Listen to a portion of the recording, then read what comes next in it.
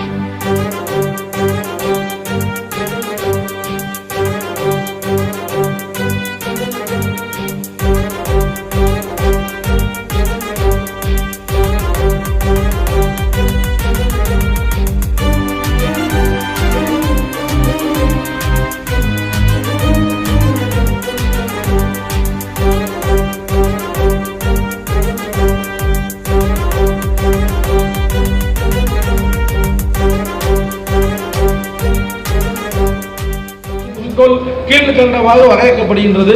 தமிழ்நாட்டில் யாதவ சமுதாய மாணவ மாணவியர் ஒவ்வொருவரும் ஆரம்ப நிலை முதல் உயர்கல்வி நிலை வரை தரமான கல்வி பெற அனைத்து நிலை பள்ளிகளும் கலை மற்றும் அறிவியல், கல்வியியல், பொறியியல் மற்றும் தொழில்நுட்பம், மருத்துவம், சட்டக்கல்லூரி, உடற்பயிற்சி கல்லூரிகள் மற்றும் ஏனைய கல்வி மேற்படி பள்ளிகள், கல்லூரிகள் மற்றும் அனைத்து கல்வி நிறுவனங்களில் பயிலும் பொருளாதாரத்தில் பின்தங்கிய மாணவ சமுதாயத்தை சார்ந்த மாணவ மாணவியர்களுக்கு உதவிகள் வழங்குதல். 3. யாதவ கல்வி நிதியால் தோற்றுவிக்கப்படும் கல்வி நிறுவனங்களிலும் ஏனைய கல்வி நிறுவனங்கள் மற்றும் பயிலும் மாணவ மாணவியர்களுக்கு உயர் பணியில் அமர உதவும் வகையில் பயிற்சி அளிப்பது, பயிற்சி பட்டறைகள், கருத்தரங்குகளை தாமாகவோ அல்லது பிற நிறுவனங்களுடன் இணைந்தோ நடத்துவது, யாதவ சமுதாய நலன் மேம்பாட்டு தொடர்பான அனைத்து நல திட்டங்களையும் செயல்படுத்துவது என்ற விதிகளை நாம் இங்கே குறிப்பிட்டுள்ளோம். இதையும் உங்கள் மேலான ஆதரவை கேட்டுக்கொள்கிறேன். 4வதாக இதில் யார் யார் உறுப்பினராகலாம் என்பதற்கு இந்த நிதிக்கு 18 வயதுக்கு மேற்பட்ட யாதவ குலத்தினர் அனைவரும் யாவரும் நிதியின் அங்கத்தினராகலாம் என்று கொடுத்திருக்கின்றோம். அதை இப்போது 4 விதியின் 4 திருத்தங்கள் செய்கின்றோம். 18 வயது நிறைவடைந்த யாதவ சமுதாயத்தை சார்ந்தவரும் சங்க விதிப்படி பொதுக்குழுவால் ஏற்றுக்கொள்ளப்படும் யாவரும் யாதவ கல்வி நிதி சங்கத்தில் உறுப்பினராகலாம். சந்தா நிலுவை இல்லாத சங்க உறுப்பினர் அனைவருக்கும் தேர்தலில் வாக்களிக்க மட்டுமே உரிமை உண்டு. தேர்தலில் போட்டியிட உரிமை இல்லை. இனிவரும் காலங்களில் கல்லூரியில் பணிபுரியும் நபர்கள் உறுப்பினராக உரிமை இல்லை. இந்த தீர்மானத்தையும் ஏற்று உங்களுடைய தீர்மானத்தை நிறைவேற்றுவதை அடுத்தபடியாக 5வது விதி எண் 5 நிதி பொதுக்குழுவின் அங்கத்தினரின் தொகைக்கு வரம்பில்லை. நிதி யாதவ கல்வி நிதி பொதுக்குழு உறுப்பினர்களின் எண்ணிக்கைக்கு எந்த உற்சவமும் இல்லை அப்படின்றதுதான் இது. அதையும் நீங்கள் தீர்மானத்தை ஆதரித்தபடி தாழ்வுடன் கேட்டுக்கொள்கிறேன். அடுத்து விதி எண் 6 யாதவ கல்வி நிதியின் உறுப்பினராக சேர விரும்புவோர் நிதியின் பொதுச் செயலாளரிடம் உறுப்பினராக சேர விருப்பம் விண்ணப்பப்படுத்தும் பெற்று கடிதத்தை பூர்த்தி செய்து யாதவ கல்வி நிதியின் பொதுச் செயலாளரிடம் கொடுக்க வேண்டும். யாதவ கல்வி நிதியின் செயலாளர் விண்ணப்பம் பெறப்பட்ட தேதியிலிருந்து 4 மாத கால அளவிற்கு செயற்குழுவில் பரிசீலனைக்கு வைக்க வேண்டியது. செயற்குழு எந்த மனுவையும் காரணம் விரும்பி போகாமல் அங்கீகரிக்கவோ நிராகரிக்கவோ உரிமை உண்டு. செயற்குழுவினால் அங்கீகரிக்கப்பட்ட மனுக்களை பொதுக்குழு ஒப்புதலுக்கு வைத்து பொதுக்குழுவில் ஏற்றுக்கொள்ளப்படும் மனதாக மட்டும் யாதவ கல்வி நிதியின் உறுப்பினராக சேர்த்துக் கொள்ளப்படுவார்கள் அப்படின்ற விதியை நம்ம மாற்றலாம்.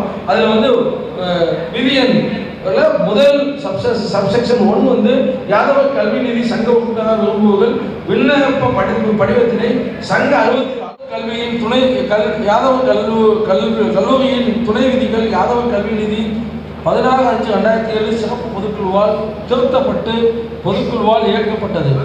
2A யாதவ கல்வி நிதி யாதவ கல்வியின் கல்வி முகமையாக செயல்படும் யாதவ கல்வி நிதியின் செயற்குழுவே கல்லூரி விஷயங்களில் குறித்து முடிவு செய்யப்படும்.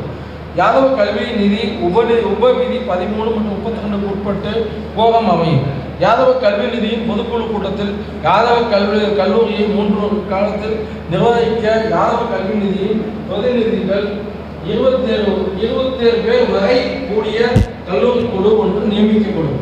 அதிலிருந்து தலைவர், செயலாளர் மற்றும் கல்லூரி உறுப்பினர்கள் 20 நபர்கள் மிகாமல் யாதவ கல்வி நிதி விதிகளுக்கு உட்பட்டு நியமிக்கப்பட வேண்டும்.